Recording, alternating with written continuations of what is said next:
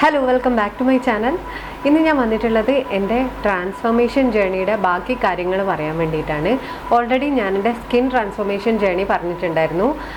അപ്പോൾ അതിൻ്റെ കൂടെ ബാക്കി കാര്യങ്ങൾ ഞാൻ ചെയ്തത് എൻ്റെ ഈ ഒരു ലുക്കിൽ നിന്നും ഇപ്പോഴും കാണുന്ന അതുപോലെ ആവാൻ വേണ്ടി ഞാൻ ചെയ്ത കാര്യങ്ങളാണ് നിങ്ങളോട് ഷെയർ ചെയ്യുന്നത്. അപ്പോൾ അതിൽ ഫസ്റ്റ് ഓരോരോ കാര്യങ്ങളായിട്ട് ഞാൻ ആദ്യം പറയാം. ഫസ്റ്റ് ഞാൻ ചെയ്തിട്ടുള്ളതെന്ന് പറഞ്ഞാൽ എൻ്റെ പല്ലിൽ ബ്രേസസ് ഇടാന്നുള്ളതാണ്.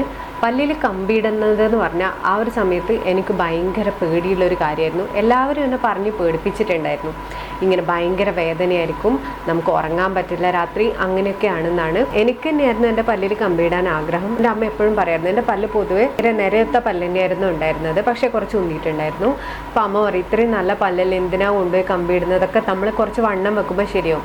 ഞാനാണെങ്കിൽ വണ്ണവും വെക്കുന്നില്ല, പല്ലാണെങ്കിൽ കുറച്ച് ഉന്തിയിട്ടു. അപ്പം എനിക്ക് ഭയങ്കര കോംപ്ലക്സ് ആയിരുന്നു അതിനെപ്പറ്റി. അപ്പം ഞാൻ പറയും, അമ്മ എന്തായാലും എനിക്ക് കമ്പിയിടണം എന്ന് പറഞ്ഞ് അവസാനം അമ്മയും ഞാനും കൂടി ഒരു ദിവസം പോകാനിറങ്ങി വഴിയിൽ നിന്ന് അമ്മ പിന്നെ എന്നെ പേടിപ്പിച്ച് ഞങ്ങൾ തിരിച്ച് വീട്ടിലോട്ട് തന്നെ വന്നു. അത് കഴിഞ്ഞ് ഒരു 9 പഠിക്കുമ്പോഴാണ് പിന്നെ ഞാൻ തീരുമാനിച്ചു. ഞാൻ എന്തായാലും അത് ഡിസൈഡ് ചെയ്തു, എനിക്ക് എന്തായാലും എൻ്റെ പല്ലിൽ കമ്പിയിടണമെന്ന്. പക്ഷേ എനിക്ക് അതിനെക്കൊണ്ട് യാതൊരുവിധ കുഴപ്പങ്ങളും ഉണ്ടായിരുന്നില്ല, വലിയ വേദനയൊന്നും ഉണ്ടായിരുന്നില്ല. ഒരു 1.5 വർഷത്തെ പ്രോസസ്സായിരുന്നു. എനിക്കെന്താ അതിനെക്കൊണ്ട് ഗുണം എന്ന് പറഞ്ഞാൽ എൻ്റെ പല്ല് ഭയങ്കര ഉന്തിയിട്ടായിരുന്നില്ല. അപ്പം കുറച്ചൊന്ന് താഴ്ന്ന് കിട്ടുകയും ചെയ്തു. എന്നാൽ ഭയങ്കര ഫ്ലാറ്റായി എൻ്റെ ഫേസിൻ്റെ ഷേപ്പ് തന്നെ അങ്ങനെ മാറുന്ന രീതിയിലായിരുന്നില്ല എനിക്ക് ഉണ്ടായിരുന്ന ആ ഒരു പ്രോസസ്സ്. എനിക്ക് കറക്റ്റ് ആ ഒരു ഒറിജിനാലിറ്റി പോയിട്ടില്ല, എന്നാൽ ആ ഒരു കുറച്ച് ഭംഗി വരികയും ചെയ്തു. അങ്ങനെയായിരുന്നു ഉണ്ടായിരുന്നത്. അപ്പോൾ എനിക്ക് ആ ഒരു പ്രോസസ്സ് നന്നായിട്ട് ഇഷ്ടപ്പെട്ടിട്ടുണ്ടായിരുന്നു. അപ്പോൾ നിങ്ങൾ ആരെങ്കിലും പല്ലിൽ കമ്പിയിടുമെന്ന് വിചാരിക്കുന്നത് യാതൊരു പേടിയും വേണ്ട, ഭയങ്കര വേദനയുള്ള കാര്യമൊന്നുമല്ല. നമ്മുടെ ആ ഒരു ഭംഗി കിട്ടാൻ അത് ഹെൽപ്പ് ചെയ്യും. ഉന്തി കിടക്കുമ്പോൾ അതൊരു അഭംഗിയായിട്ട് എനിക്ക് തോന്നിയിട്ടുണ്ട്. അതുകൊണ്ടാണ് ഞാൻ ഈ ക്ലിപ്പ് ഇട്ടിട്ടുള്ളത്. അതെൻ്റെ ഫേസിന് നല്ലൊരു മാറ്റം കൊണ്ടുവരാൻ ഹെൽപ്പ് ചെയ്തിട്ടുണ്ട്. അതായിരുന്നു എൻ്റെ ഫസ്റ്റ് സ്റ്റെപ്പ്. നെക്സ്റ്റ് സ്റ്റെപ്പ് എന്ന് പറഞ്ഞാൽ എൻ്റെ ഹെയർ കട്ടായിരുന്നു. അപ്പം ഞാൻ 12th കഴിഞ്ഞതിന് ശേഷം തൃശ്ശൂർ PC തോമസിൻ്റെ അവിടെ എൻട്രൻസിന് റിപ്പീറ്റ് ചെയ്യാൻ പോയിട്ടുണ്ടായിരുന്നു. അപ്പോൾ ആ സമയത്ത് കോഴിക്കോടുള്ള ഒരു ഫ്രണ്ട് എനിക്കുണ്ടായിരുന്നു. അവൾ അത്യാവശ്യം നല്ല മോഡേൺ ആയിരുന്നു. അപ്പോൾ അവളാണ് എന്നോട് ഹെയർ കട്ട് ചെയ്യണമെന്ന് പറഞ്ഞ സമയത്ത് ഈ വി കട്ടും യു കട്ടൊക്കെ ഒഴിവാക്കി ഒരു ലെയറൊക്കെ അടിച്ചൂടെ, എന്നാൽ നല്ല ഭംഗിയുണ്ടാവും. എൻ്റെ ഹെയർ പൊതുവെ കുറച്ചൊരു സ്മൂത്ത് നാച്ചുറലി സ്ട്രെയിറ്റ് ആയിട്ടുള്ളൊരു ഹെയറാണ്. അപ്പോൾ അവൾ പറഞ്ഞു, നിൻ്റെ ഹെയറിന് നല്ല ഭംഗിയുണ്ടാവും, നീ ചെയ്ത് നോക്കുമെന്ന് പറഞ്ഞ്. അപ്പം ഞാനും അവളും കൂടി തൃശ്ശൂരുള്ളൊരു പാർലറിൽ പോയിട്ടാണ് ആദ്യമായിട്ട് ലെയർ കട്ട് ചെയ്യുന്നത്. എൻ്റെ അമ്മ ഉണ്ടായിരുന്നില്ല അന്നേരം. എനിക്ക് അത്യാവശ്യം നല്ല മുടിയായിരുന്നു, താഴെ വരെ മുടിയായിരുന്നു. അപ്പോൾ ആ ഒരു മുടി കട്ട് ചെയ്ത് ഞാനൊരു ഈ ലെങ്ത്തിലോട്ട് കൊണ്ടുവന്നിട്ടുണ്ടായിരുന്നു.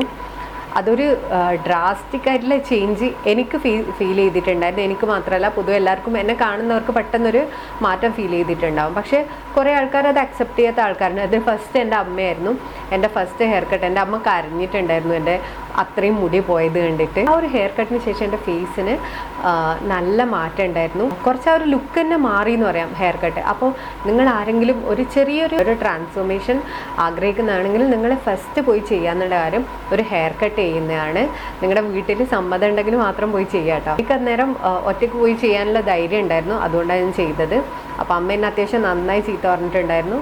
പക്ഷേ കുഴപ്പമില്ല, എന്നാലും ആ ഒരു ചേഞ്ച് എനിക്ക് നന്നായിട്ട് ഇഷ്ടപ്പെട്ടിട്ടുണ്ടായിരുന്നു. അതുപോലെ നിങ്ങൾ പല വീഡിയോസിലും കണ്ടിട്ടുണ്ടാവുമല്ലോ, ഈ ഹെയർ കട്ടൊക്കെ ചെയ്തിട്ട് ടോട്ടൽ ലുക്ക് മാറ്റുന്നത് പോലെ കുറേ വീഡിയോസ് ഞാൻ അങ്ങനെ കണ്ടിട്ട്, നിങ്ങളൊന്ന് കണ്ടു നോക്കുക.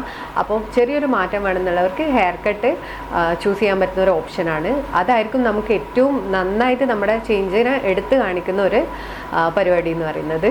അത് കഴിഞ്ഞതിന് ശേഷമാണ് എനിക്ക് വെയിറ്റ് ഗെയിൻ എന്ന് പറഞ്ഞിട്ടുള്ള സാധനം എൻ്റെ മനസ്സിലേക്ക് വന്നിട്ടുള്ളത്. എൻ്റെ ഹോസ്റ്റലിൽ എൻ്റെ റൂമിൽ ഞാനായിരുന്നു ഏറ്റവും മെലിഞ്ഞിട്ടുണ്ടായിരുന്നത്. അപ്പം നമുക്കൊരു കോംപ്ലക്സ് ഉണ്ടാവുമല്ലോ. ശരിക്കും പറഞ്ഞാൽ നമുക്ക് ഈ ഒരു കോംപ്ലക്സിൻ്റെ ഒന്നും ആവശ്യമില്ല. നമ്മുടെ ഉള്ളതുപോലെ തന്നെ ബ്യൂട്ടിഫുള്ളാണ്.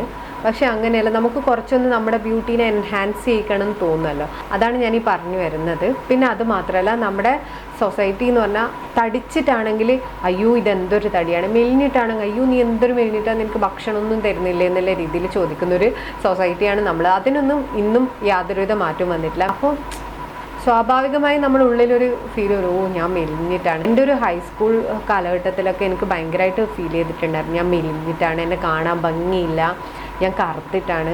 ഇതൊക്കെ വല്ലാത്തൊരു ഫീലായിരുന്നു എനിക്ക്. ആ സമയത്ത് എനിക്ക് ഭയങ്കരമായിട്ട് ഫീൽ ചെയ്ത കാര്യങ്ങളായിരുന്നത്. ആ സമയത്ത് നമ്മളൊരു ടീനേജറാണ്, നമ്മൾ ഒന്നാമത് മെച്ചുവേർഡ് അല്ല. ആ സമയത്ത് നമുക്ക് പലതരത്തിലുള്ള കോംപ്ലക്സും ഉണ്ടാവും. അപ്പോൾ നാട്ടുകാരൊക്കെ ഇങ്ങനെ ചോദിക്കുന്ന സമയത്ത് നമുക്ക് കുറച്ചും കൂടി അത് കൂടുതലായിട്ട് വരും. ഈ ഒരു ഏജിലൊക്കെയാണ് എന്നോട് അങ്ങനെ ചോദിക്കുകയെങ്കിൽ ഞാൻ മുഖത്ത് നോക്കി അവർക്ക് ഉത്തരം കൊടുക്കും. ഇപ്പോൾ അതിനുള്ള ആ ഒരു ഗട്ട്സ് എനിക്കുണ്ട്. പക്ഷേ ആ സമയത്ത് അങ്ങനെയല്ല. ആ സമയത്ത് ഇത് കേട്ട് വിഷമിക്കുന്നതായിരുന്നു എൻ്റെ ആ ഒരു സ്ഥിരം രീതി.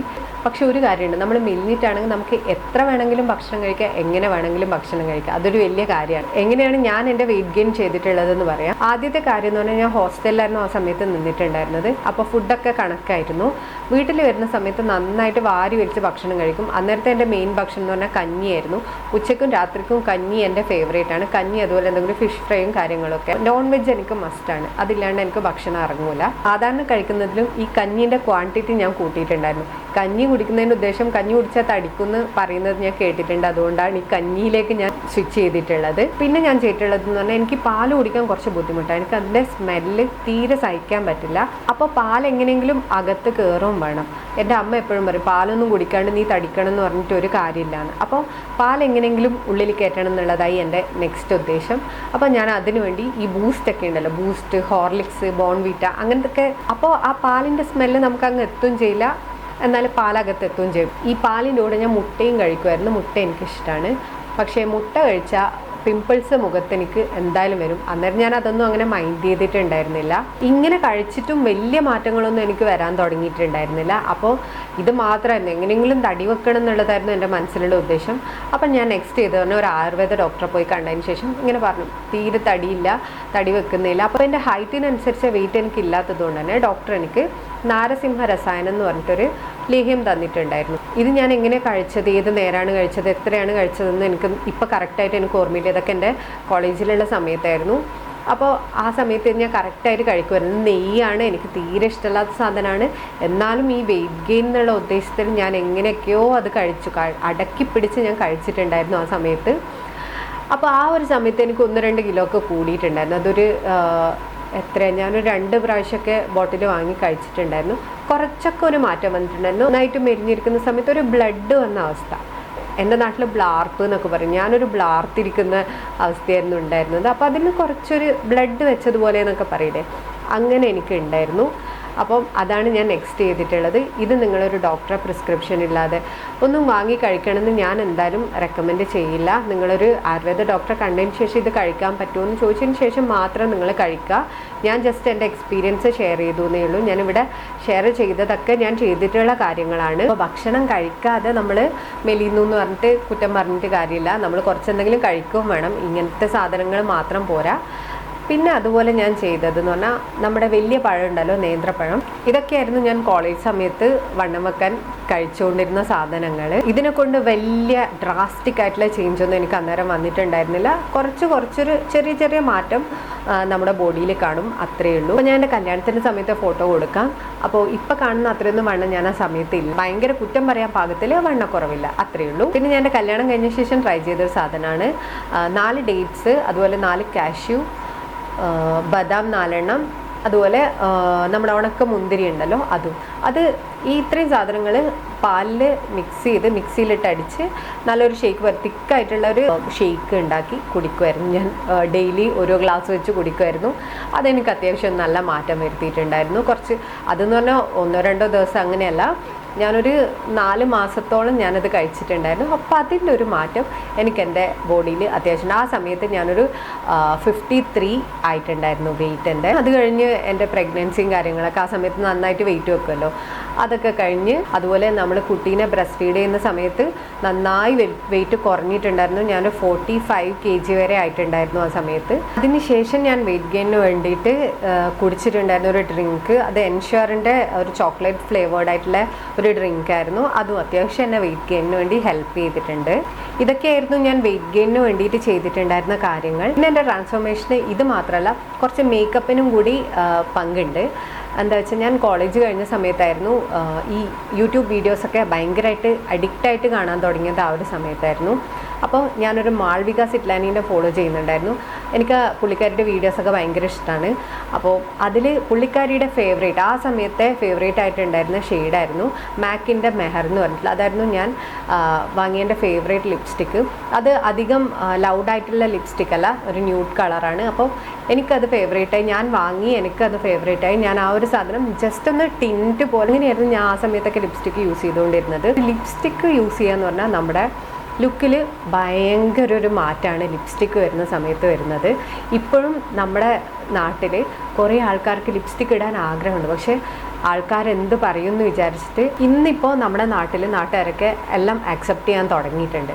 എന്താ വെച്ചാൽ ഞാനൊരു ലിപ്സ്റ്റിക്ക് ഇടുന്നതുകൊണ്ട് എന്നെ ആരെങ്കിലും പറയുകയാണെങ്കിൽ അതിൽ വലിയ സീനൊന്നുമില്ല. ലിപ്സ്റ്റിക്ക് അതൊക്കെ നമ്മുടെ ചോയ്സ് അല്ലേ.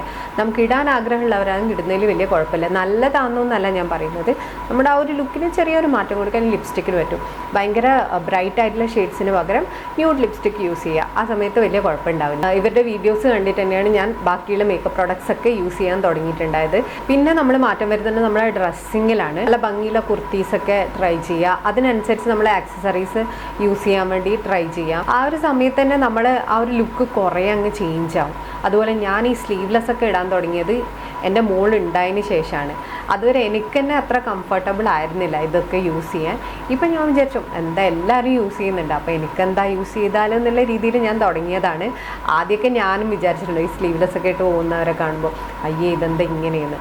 പക്ഷെ അങ്ങനെയൊന്നും. അപ്പോൾ നമുക്ക് കംഫർട്ടായിട്ടുള്ള രീതിയിൽ നമ്മൾ ഡ്രസ്സ് ചെയ്യുക, അതൊക്കെ തന്നെയുള്ളൂ എനിക്ക് പറയാം. നമുക്ക് മാറാൻ ആഗ്രഹം ഉണ്ടെങ്കിൽ നമ്മൾ ആ ഒരു ചട്ടക്കൂടുന്ന് ഒന്ന് മെല്ലെ പുറത്ത് വരിക, അപ്പോൾ നമുക്ക് ഒരു കുഴപ്പം ഉണ്ടാവില്ല. ആരും നമ്മളൊന്നും പറയാൻ പോകുന്നില്ല. എന്താ വെച്ചാൽ നമ്മുടെ നാടും നാട്ടുകാരും ഒക്കെ മാറി തുടങ്ങി. അപ്പോൾ ഇപ്പം നമ്മളൊന്ന് നന്നായി ഡ്രസ്സ് ചെയ്യുന്നതിനോ അതുപോലെ നമ്മൾ കുറച്ച് മേക്കപ്പ് ഇടുന്നതിനോ അതൊന്നും ആരും ബോദർ ചെയ്യാൻ പോകുന്നില്ല. അത്രയേ ഉള്ളൂ. എൻ്റെ ട്രാൻസ്ഫോർമേഷന് ഞാൻ ചെയ്തിട്ടുള്ള കാര്യങ്ങളാണ് ഞാൻ നിങ്ങളുമായിട്ട് ഷെയർ ചെയ്തിട്ടുള്ളത്. ഞാൻ എക്സ്ട്രാ ഒന്നും ആഡ് ചെയ്തിട്ടില്ല. അപ്പോൾ അത്രയേ ഉള്ളൂ ഇന്നത്തെ വീഡിയോ. വീഡിയോ ഇഷ്ടമായി ലൈക്ക് ചെയ്യുക, ഷെയർ ചെയ്യുക, സബ്സ്ക്രൈബ് ചെയ്യുക. Thanks for watching. ബൈ.